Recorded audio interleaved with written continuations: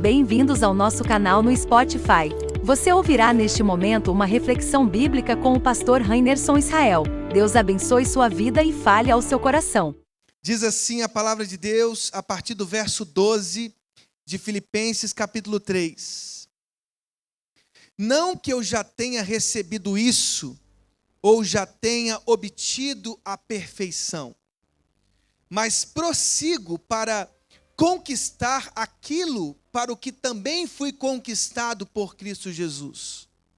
Irmãos, quanto a mim, não julgo havê-lo alcançado, mas uma coisa faço, esquecendo-me das coisas que ficam para trás e avançando para as que estão diante de mim, prossigo para o alvo, para o prêmio.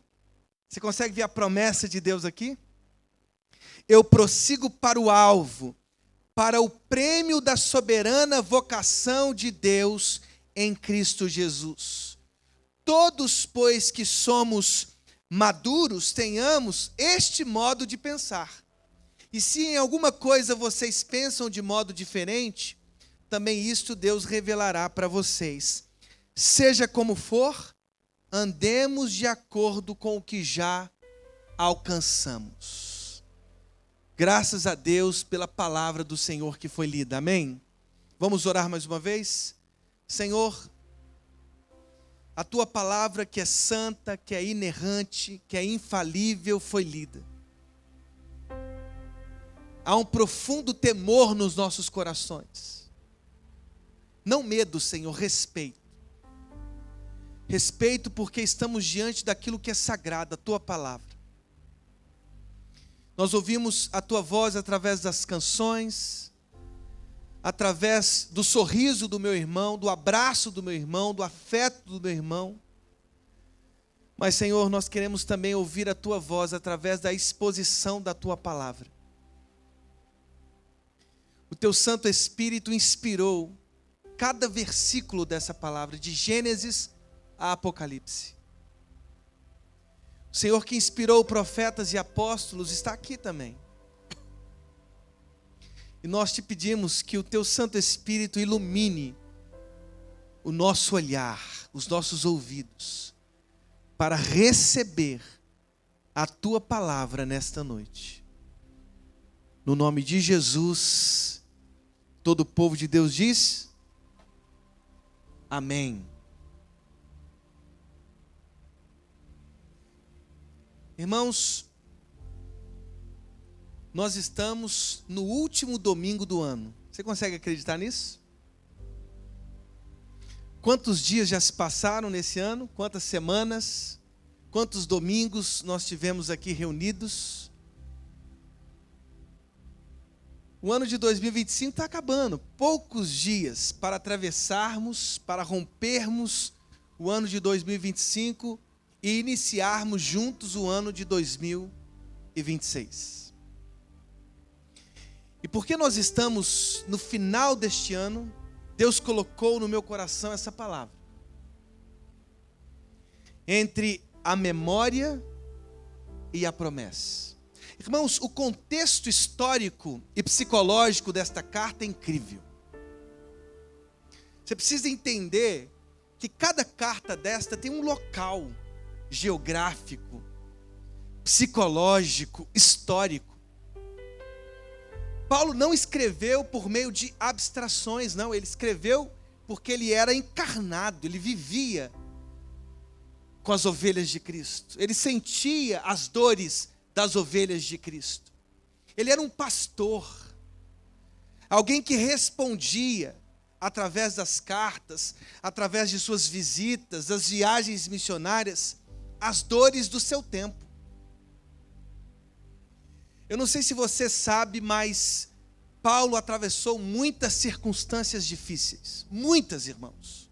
Muitas. Antes de chegar em Jerusalém, já no final de Atos dos Apóstolos, nós estamos nos capítulos finais de Atos dos Apóstolos.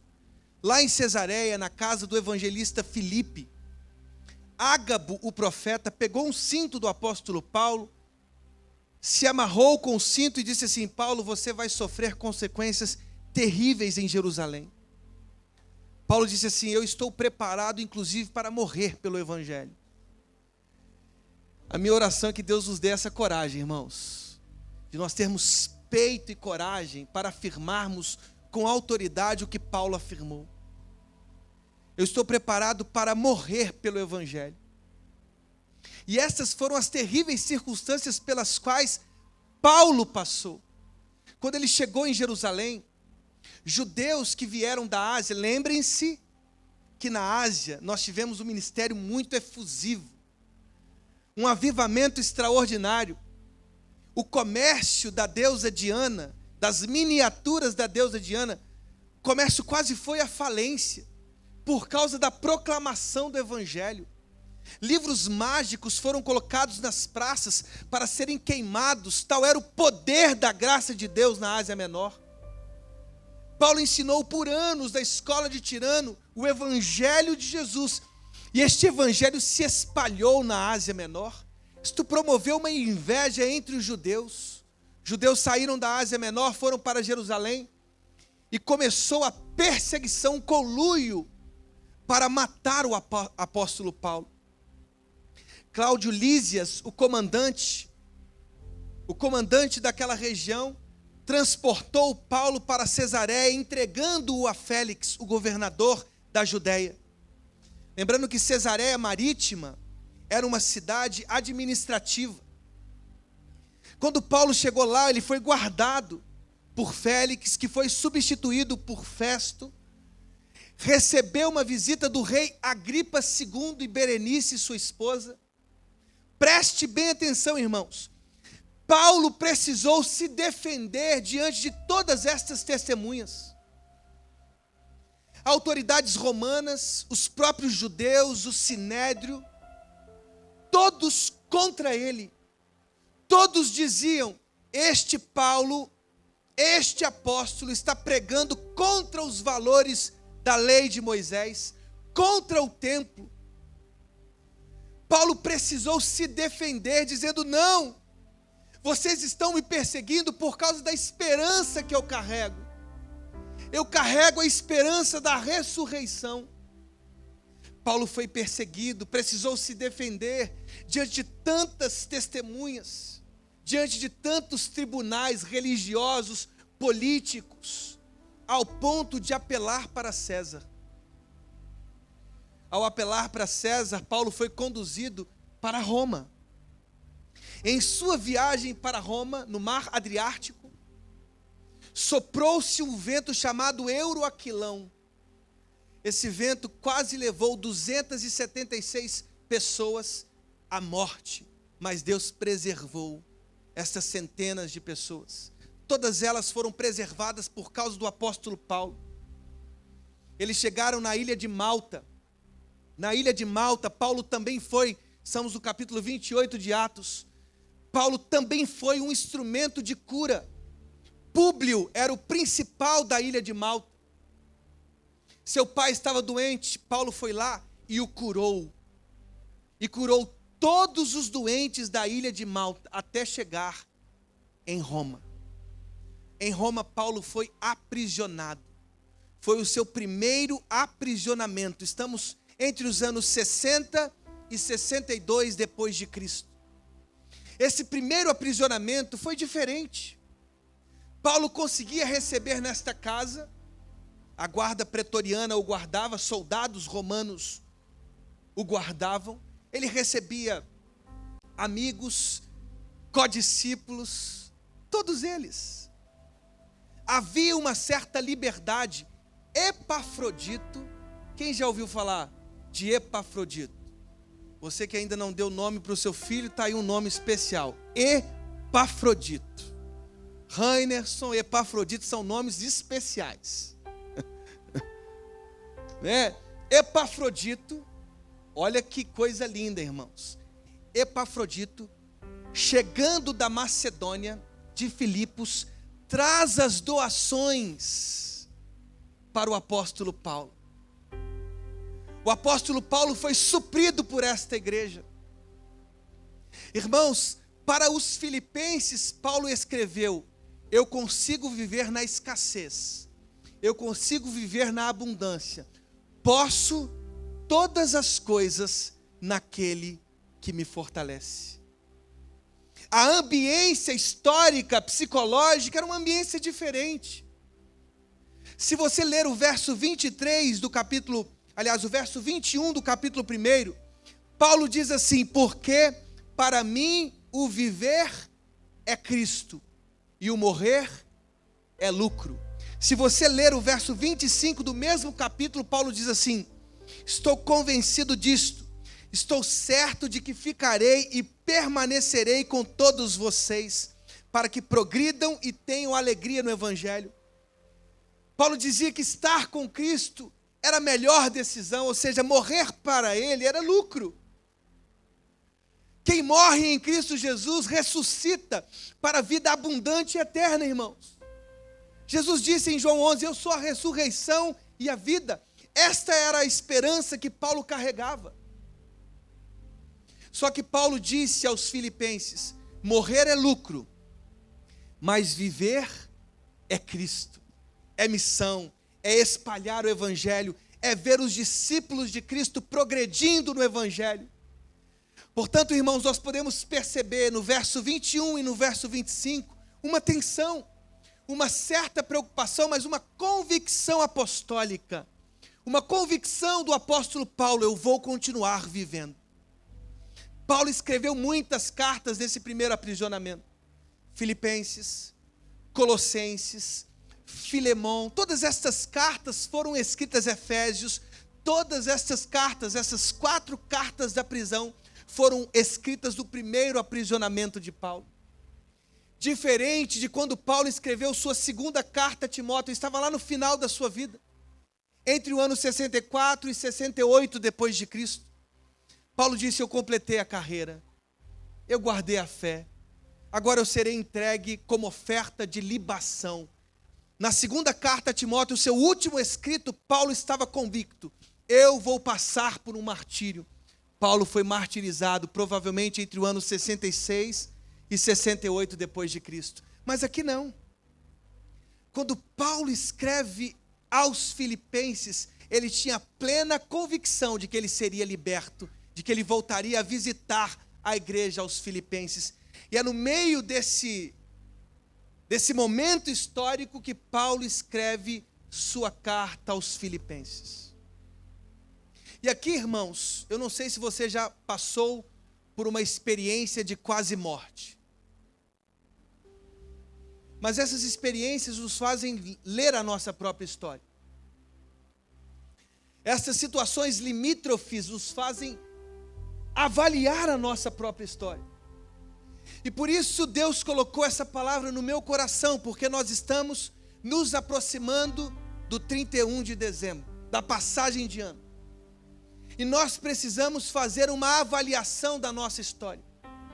E aqui Paulo coloca entre a memória e a promessa alguns ensinamentos fundamentais para quem quer ler a sua própria vida e progredir no Evangelho de Jesus. Quem quer ler honestamente a sua história e ter a sua história moldada pelo caráter de Jesus. Amém, irmãos? Então, entre a memória e a história, Paulo nos ensina neste fragmento de sua carta. Primeiro, irmãos, há uma leitura honesta da própria realidade. Veja o que Paulo escreve no verso 12 do capítulo 3. Não que eu já tenha recebido isso, ou já tenha obtido a perfeição, mas prossigo para conquistar aquilo para o que também fui conquistado por Cristo Jesus. Irmãos, quanto a mim, não julgo havê-lo alcançado. Estas são as palavras honestas do apóstolo Paulo diante de um espelho. Nós temos, irmãos, através das cartas, um apóstolo profundamente sincero. Alguém que olhava para a sua vida, percebia suas rachaduras, suas fragilidades e seus defeitos e dizia: Foi Paulo quem disse: eu sou o pior dos pecadores. Quem tem coragem de dizer isso? Foi Paulo quem disse: eu sou o último dos apóstolos. Pareço um apóstolo abortivo. Alguém que disse: o bem que eu quero fazer, eu não faço, e sim o mal que eu não quero fazer, honestidade. Paulo tinha um olhar honesto, ele olhava para a obra consumada de Cristo Jesus, e ele dizia: a minha vida precisa progredir muito. Eu me lembro que quando eu fazia doutorado na PUC do Rio, nós tínhamos um professor lá, Mário de França Miranda, um ícone da teologia no Brasil. E ele dizia assim nas aulas, lá na PUC, na Gávea, ele dizia assim: Cristo, ele não só nos revela quem Deus é, quem o Pai é, Cristo também revela quem nós devemos ser. E aqui, irmãos, nós temos diante de nós o melhor dos horizontes. O nosso ano está acabando. Se queremos ser sinceros e precisamos ser sinceros, nós precisamos olhar para esse espelho e para este horizonte. Olhar para Jesus e perceber as minhas imperfeições. O que Deus quer fazer em mim, o que Deus quer fazer no meu caráter. Irmãos, ninguém aqui é perfeito. Ah não, pastor, eu sou um marido perfeito. Ih, rapaz, já começou revelando a sua imperfeição. Você é um marido imperfeito. Queria que você que é esposa, fala assim para o seu marido assim, com todo carinho: meu amor, você é imperfeito. Marido, fala assim com a sua esposa: meu amor, você é imperfeita. E olha aqui, gente, olha que libertação é receber uma palavra assim. Somos imperfeitos. Paulo, escrevendo aos Filipenses, no verso 6 do capítulo 1, ele disse assim, ó: aquele que começou a boa obra em vocês, ele vai completar. Nós somos obras inacabadas, somos obras incompletas. Amém, irmãos? Deus quer aperfeiçoar quem nós somos, e aí nós precisamos reconhecer os nossos limites. Nós precisamos abandonar a ilusão de que nós já chegamos no ponto de perfeição. Paulo diz assim: não que eu já tenha recebido isso, ou já tenha obtido a perfeição. A palavra grega aqui significa o fim pleno. O fim pleno, irmãos, receberemos da glorificação dos nossos corpos. O dia que a última trombeta soar, Cristo rompendo as nuvens, os nossos corpos indo em direção ao encontro triunfal com Jesus Cristo.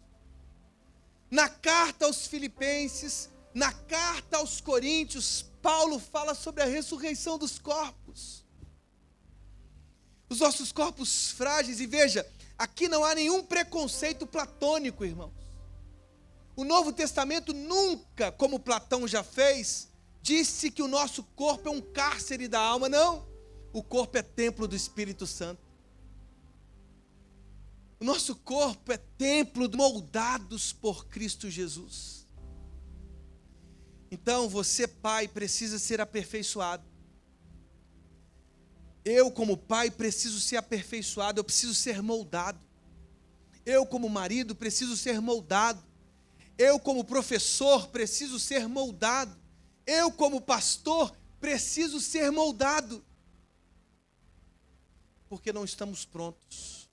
Porque somos obras inacabadas.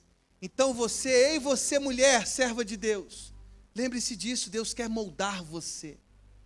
Deus quer construir na sua feminilidade uma feminilidade mais avançada, mais aperfeiçoada pela glória de Jesus. E aí você, homem, Deus quer forjar a sua masculinidade para que você se torne mais próximo de Jesus.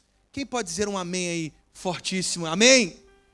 Então, irmãos, a primeira coisa que a gente precisa ter é uma leitura honesta da própria realidade. Lembrem-se que aqui não tem a ver com se comparar com os outros, mas se confrontar com o seu próprio chamado, com a sua própria vocação. Paulo, lá em Romanos 8, ele nos diz que Deus os predestinou para sermos conforme a imagem de Cristo. Então não é que você tem que se comparar com o marido da fulana de tal, da ciclana. Não, não é isso. Você tem que olhar para aquilo que Deus te chamou para ser. Confrontando-se com a sua vocação, com o seu chamado, você, homem, será um varão perfeito para a glória de Jesus. E você também, mulher, para a glória de Jesus. Deus quer tornar os pais, pais melhores, os maridos, maridos melhores, as mulheres, esposas melhores, os filhos, filhos mais honrados e que honram com dignidade os seus pais, para a glória de Cristo Jesus. Amém, irmãos? Então faça uma leitura honesta.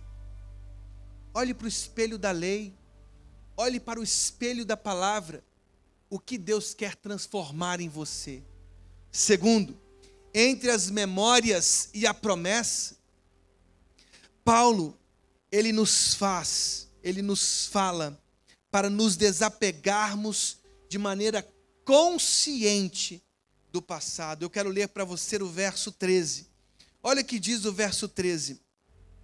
Irmãos, quanto a mim, não julgo havê-lo alcançado, mas uma coisa eu faço, esquecendo-me das coisas que ficam para trás e avançando para as que estão diante de mim, prossigo para o alvo e para o prêmio da soberana vocação de Deus em Cristo Jesus. Veja, entre a memória e a promessa, Paulo não apenas faz uma leitura honesta de si mesmo, ele vira a página. Cutuca o seu irmão aí, ó, você tem que virar a sua página. Fala com ele aí, ó. Você tem que virar a sua página. Esquecendo-me das coisas que ficaram para trás. Eu fico imaginando Paulo escrevendo a carta aos Filipenses com todas as memórias de seus fracassos. É interessante, irmãos, ler de Atos 20 a Atos 28. Como Paulo visita honestamente suas memórias. Como ele diz em vários ambientes, nas presenças de Festo, de Félix, de Agripa, ele diz claramente: eu persegui os cristãos, eu persegui com violência, eu recebi cartas deste sinédrio aqui para prender irmãos, para consentir e dar o meu voto para o sacrifício desses cristãos, para o martírio destes cristãos. Paulo era um apóstolo que olhava para as memórias, para os seus fracassos, e ele dizia: não, eu quero me esquecer dessas coisas. E tem uma outra coisa, porque às vezes olhar para essas memórias tem a ver só com olhar para os fracassos e não só. Prestem bem atenção o que diz o verso 4 em diante do capítulo 3. Diz assim, capítulo 3, a partir do verso 4. É verdade que eu também poderia confiar na carne. Se alguém pensa que pode confiar na carne, eu ainda mais. Fui circuncidado no 8º dia. Sou da linhagem de Israel, da tribo de Benjamim, hebreu de hebreus. Quanto à lei, eu era fariseu. Quanto ao zelo, perseguidor da igreja. Quanto à justiça que há na lei, irrepreensível. Mas o que para mim era lucro, isto considerei perda por causa de Cristo. Na verdade, considero tudo como perda, por causa da sublimidade do conhecimento de Cristo Jesus, meu Senhor. Por causa dele perdi todas as coisas e as considero como lixo para ganhar a Cristo e ser achado nele, não tendo justiça própria que procede da lei, mas aquela que é mediante a fé em Cristo, a justiça que procede de Deus, baseada na fé. Irmãos, Paulo olha para suas memórias, os seus fracassos, mas também para o seu sucesso. Um homem irrepreensível. Irrepreensível, um grande fariseu, formado aos pés de Gamaliel, um dos rabinos mais respeitados da escola de Hilel. Um grande intelectual. Paulo foi um dos maiores intelectuais do mundo antigo. Ele era poliglota. Falava hebraico, grego, latim, conhecia a lei romana, lia os poetas, os filósofos, um cara versado. Poderia ser um cara elitista, acima do bem e do mal. Um homem que progrediu na sua religião, subiu todos os degraus da sua religião, ao ponto de receber cartas para perseguir seitas contrárias. Foi ao perseguir as seitas contrárias que ele se encontrou, ou eu diria, que Cristo encontrou com o apóstolo Paulo. Irmãos, agora veja, uma história ilibada, irrepreensível. Ele poderia ser membro da Suprema Corte no nosso país. Notório saber, aliás, ele realmente tinha um notório saber. Ilibado, uma vida extraordinária. Mas quando ele comparou tudo isso com a sublimidade do conhecimento de Jesus, com o poder da ressurreição, ele diz: tudo isso é lixo. Tudo isso é refúgio. Irmãos, às vezes o que está prendendo você não é um fracasso, é o seu último sucesso. Pastor, eu lavei louça ontem. Aí você passa os próximos 365 dias sem lavar a louça. Você não progrediu. Você não progrediu como marido. Você progredir como marido, você tem que lavar a louça ontem, mas hoje também. Lembrar que a louça também tem que ser lavada hoje, amanhã, depois de amanhã. Dividir com a sua esposa os encargos de ser pai, de ser mãe, de levar para a escola, de trocar fralda, de participar da vida dos filhos. Às vezes o que está te prendendo é o último sucesso. Pastor, em 2021 eu elogiei a minha esposa. Pois é, 2021 nós estamos entrando em 2026.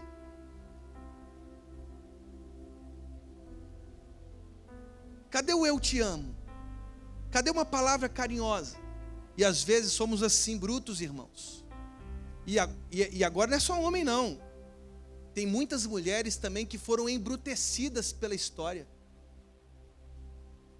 Não tecem um elogio, não fazem um carinho, não amam sinceramente.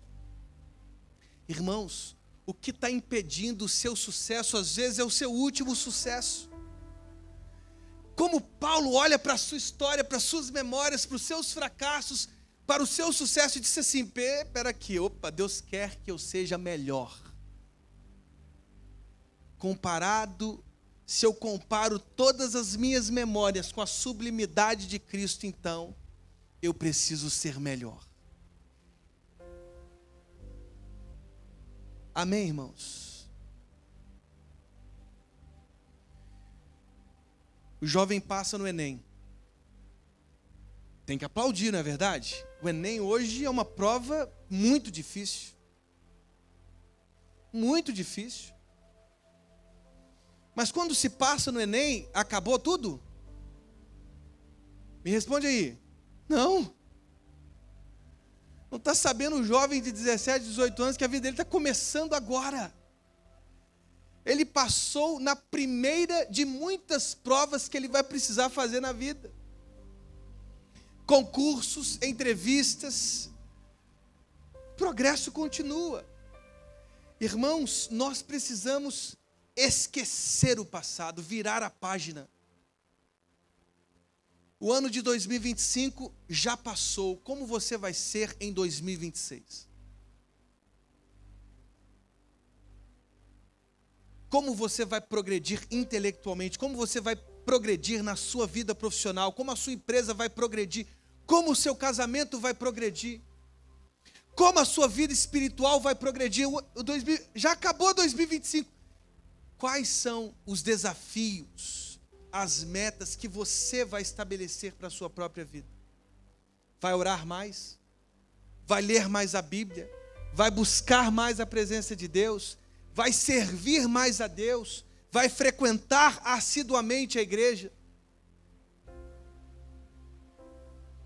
Cuidado, porque às vezes o que está barrando o seu sucesso ou o seu progresso é o seu último sucesso.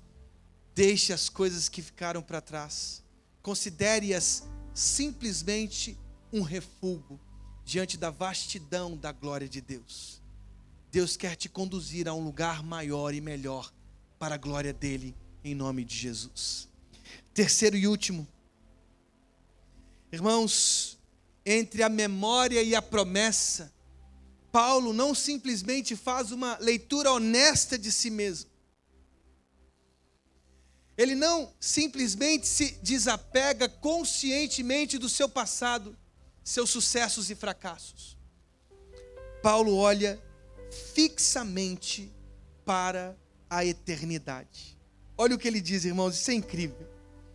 No verso 14, ele diz assim: prossigo para o alvo, para o prêmio da soberana vocação de Deus em Cristo Jesus. E ele diz mais, lá no verso 19 e 20, eu leio para vocês: o destino deles é a perdição, o Deus deles é o ventre, e a glória deles está naquilo de que deviam se envergonhar, visto que só pensam nas coisas terrenas, pois a nossa pátria está nos céus, de onde também aguardamos o Salvador, o Senhor Jesus Cristo, o qual transformará o nosso corpo de humilhação para ser igual ao corpo da sua glória, segundo a eficácia do poder que ele tem de até subordinar a si todas as coisas.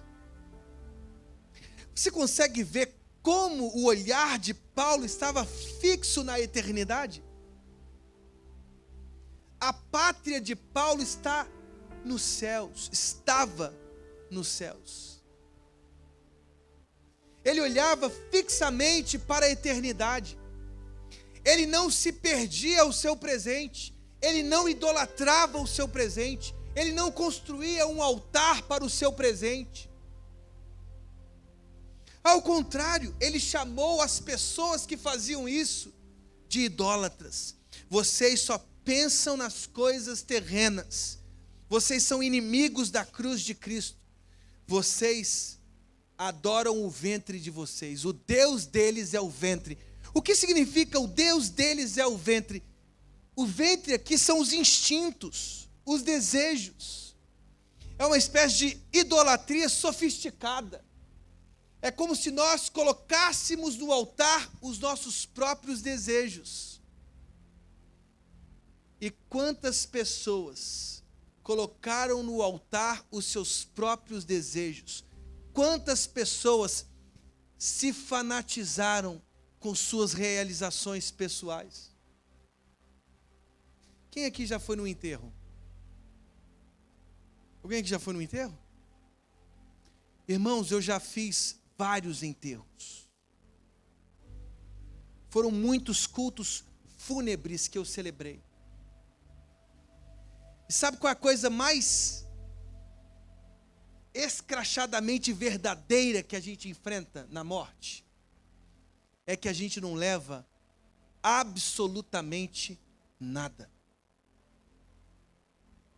E veja, não é sobre não realizar-se pessoalmente. Não, porque, irmãos, eu quero que cada um de vocês aqui cresça. Cresça. Cresça intelectualmente, cresça profissionalmente. Quando eu vejo os jovens aqui que estão aqui, eu os vejo no Supremo Tribunal Federal. Eu os vejo como os próximos juízes que essa nação vai ter. Senadores, atletas de alta performance, eu vejo tudo isso. Eu não quero ver ninguém aqui pequeno, ou se apequenando, com mediocridades, nada disso. A vida não pode ser um convite à mediocridade, não, ao crescimento. Todo pai saudável quer que o filho o quê, irmãos? Todo pai saudável, toda mãe saudável quer o quê? Que ele cresça. Que ele tenha melhores notas, que ele passe no vestibular, que ele tenha uma boa profissão, que ele aprenda uma nova língua, que ele tenha experiências fora do Brasil. Todo pai saudável. E isso não é uma doença não, irmãos.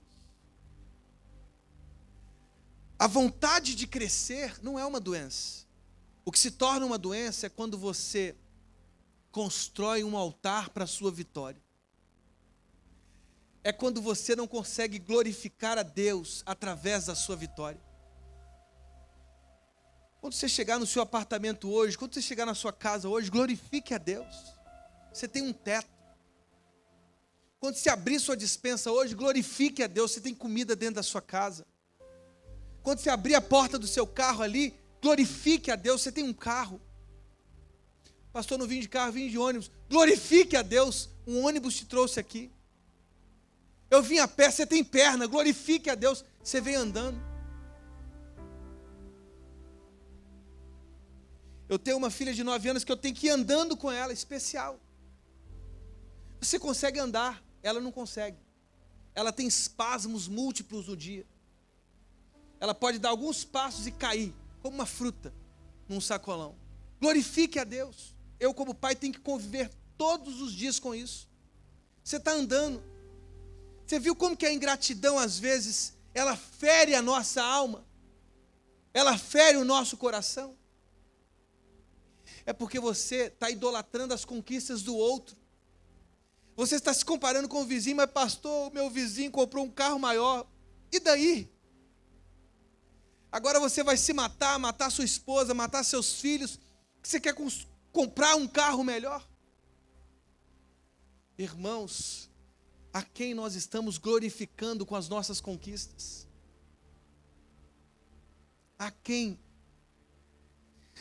Paulo nos ensinou a olhar fixamente para a eternidade. Olhar fixamente para a eternidade é entender que tudo isso é passageiro. Tudo isso passa.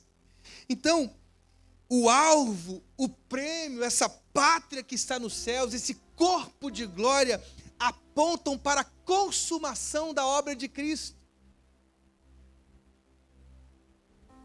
Não tem a ver com a sua realização pessoal, profissional, nada disso. Tudo isso, quando a gente olha para a eternidade, para essa pátria que está nos céus, tudo isso se torna refúgio, lixo, perto da sublimidade de Jesus. Irmãos, enquanto nós estivermos construindo altares para as nossas conquistas pessoais, enquanto as nossas conquistas pessoais não serem apenas trampolins para a glória de Deus, tudo que a gente vai estar fazendo é eternizando o nosso presente, é considerando essa pátria passageira a nossa própria pátria, as nossas conquistas humanas a nossa pátria. Mas Paulo não nos ensinou isso. Paulo nos ensinou para olhar para o céu, para a eternidade,